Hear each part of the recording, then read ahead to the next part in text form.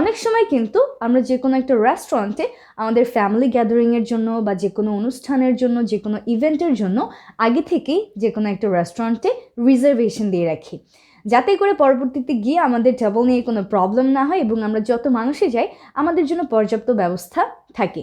আজকে আমরা একদম খুব বেসিক একটা ফর্মেট দিয়ে দেখে নিব কিভাবে একজন ম্যানেজার এবং একজন কাস্টমার ফোন কলে তাদের টেবল রিজার্ভেশন নিয়ে কথা বলে এবং কিভাবে আমরাও সিমিলারলি যে কোনো একটা রিজার্ভেশন মেক করতে পারি। সো আসসালামু আলাইকুম, welcome back to 1 Minute English with me, where we try to learn our spoken English and grammar in an easy and effective way. And I'm Noore Jannat Meem with you all.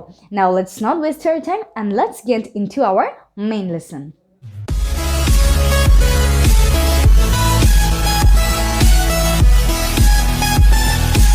Okay, so first of all, আমরা দেখতে পাচ্ছি আমাদের title reservation at a restaurant. তো অনেকেই কিন্তু আবার আমরা restaurant বা অন্যান্যভাবে আমরা উচ্চারণ করে থাকি, যেটা আসলে ভুল। আমরা খুব সুন্দর করে ইজিলি এভাবে উচ্চারণ করতে পারি, restaurant restaurant restaurant. Okay, so first of all আমরা ম্যানেজারকে কল করব। তো আমরা ম্যানেজারকে কল করলে ম্যানেজার কল পিক করলো এবং সে বলল, hello, good morning, how could I help you sir. তার মানে হ্যালো, গুড মর্নিং, আমরা ধরলাম সকালে টাইমে কল দিয়েছি। তো এরপর সে আমাদেরকে জিজ্ঞেস করবে যে আমি আপনাকে কিভাবে সাহায্য করতে পারি, how could I help you sir. তো এখানে কিন্তু আমরা ক্যান না ব্যবহার করি, কুড ব্যবহার করেছি আরও একটু বেশি পোলাইট এবং ফর্মাল হওয়ার জন্য। এবার কাস্টমার বলবে, good morning, I'd like to make a dinner reservation.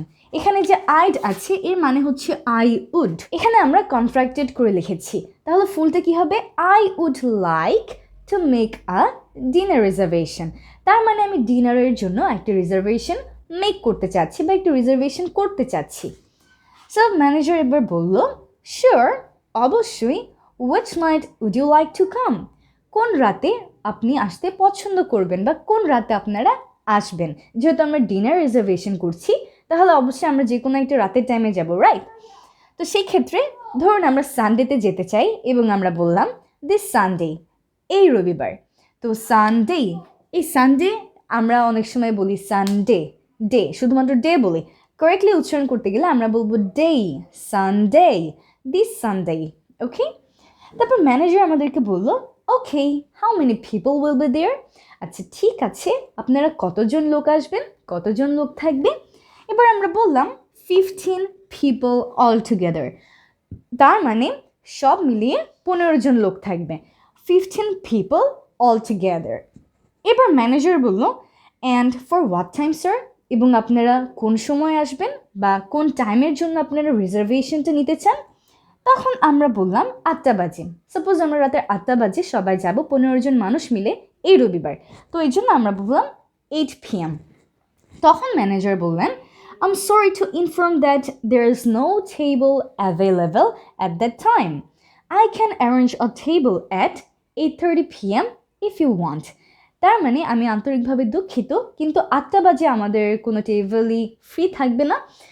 আপনি যদি চান তাহলে 8:30-এ আপনাকে আমরা একটা টেবিল দিতে পারি। এবার যেহেতু আমাদের যাওয়াই লাগবে, কাজ আমরা এটা আগে থেকে ফিক্স করে রেখেছি, তো একটু লেট হলে প্রবলেম নেই, তাই আমরা বললাম দ্যাট উইল ওয়ার্ক, এতেই কাজ চলবে বা এতেই হবে, নো প্রবলেম, কোনো সমস্যা নেই। এবার ম্যানেজার বললেন, that's great, would you tell me your name please. তার মানে এটা তো অনেক ভালো, আপনি কি দয়া করে আপনার নামটি আমাকে বলবেন। এখানে কিন্তু আমরা প্রত্যেকটা জায়গায় ফর্মাল এবং পোলাইট এক্সপ্রেশনগুলো দেখতে পাচ্ছি। একটু লক্ষ্য করলে কিন্তু আমরা দেখতে পাই, প্রথমে আমরা এখানে বলেছি কুড, এরপর এখানে আমরা বলেছি উড, এরপর আরও অনেক কিছু ফর্মাল এক্সপ্রেশন আমরা দেখতে পাচ্ছি, যেমন I am sorry to inform you that, plus would you please tell me your name.